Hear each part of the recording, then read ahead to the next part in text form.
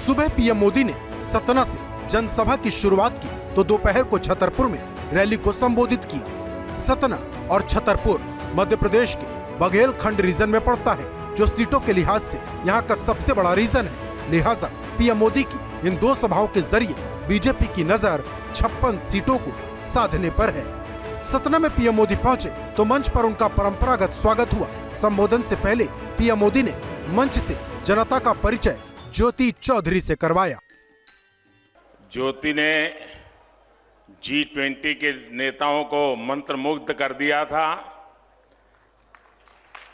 और बंदूक की नाली से बने हुए म्यूजिक वादन का, तो मैं चाहूंगा कि मेरे भाषण के पहले वो एक अपनी कलाकृति पेश करें।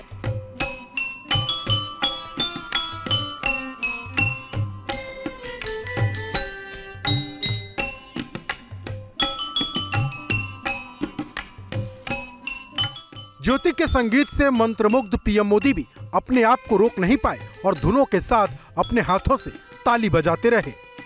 ज्योति बघेलखंड रीजन के मेहर की रहने वाली हैं और मेहर नाम से ही प्रसिद्ध बैंड का हिस्सा भी हैं, जो भारतीय शास्त्रीय परंपरा के लिए विश्व प्रसिद्ध है।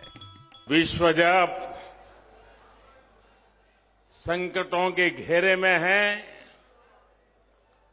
चारों तरफ बम बंदूक की आवाजें सुनाई दे रही हैं, मानवता के लिए भारत जैसे देश आज दुनिया में अपने विचार का प्रभाव पैदा करने का प्रयास कर रहे हैं।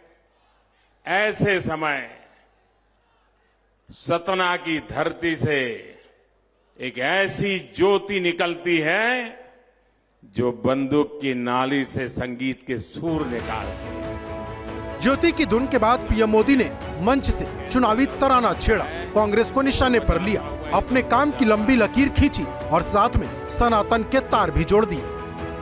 कांग्रेस के राज में चारों तरफ ऐसा भ्रष्टाचार था कि गरीब के पक्के घर का सपना चकनाचूर हो जाता था। भाजपा सरकार ने देश के गरीब के इस सपने को पूरा करने के लिए दिन रात एक कर दिया है। इसके बाद पीएम मोदी छतरपुर पहुंचे। सतना से करीब 144 किलोमीटर दूर जाने के बावजूद पीएम मोदी के तेवर कांग्रेस पर नरम नहीं पड़े। कांग्रेस के नेता अपने विदेशी दोस्तों को अगर कभी दिल्ली से बाहर ले जाते थे तो क्या दिखाते थे? याद करना, ये मीडिया वाले तो पुराना तुरंत निकाल करके रख देंगे। ये कांग्रेस के नेता अपने विदेशी दोस्तों को भारत की गरीबी दिखाने के लिए ले जाते थे। सोने का चम्मच लेकर पैदा हुए कांग्रेस के नेताओं के लिए गरीब एक टूरिज्म बन गया था।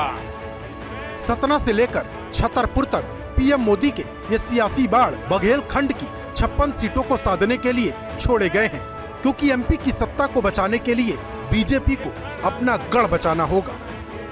2018 में 56 सीटों में से बीजेपी को 38 सीट मिली थी, जबकि कांग्रेस को सिर्फ 16 सीट मिली थी, जबकि 2 सीट अन्य के खाते में गई थी।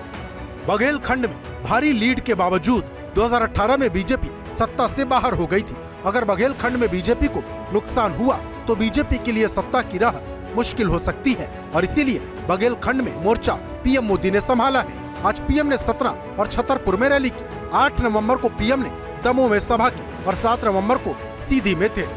एक तरफ बीजेपी अपने गढ़ बघेलखंड को मजबूत करने में जुटी है तो दूसरे रीजन को भी मजबूत करने की कोशिश जारी है। इस फहरिस्त में पीएम छतरपुर के बाद नीमच पहुंचे, जो मालवा रीजन में पड़ता है।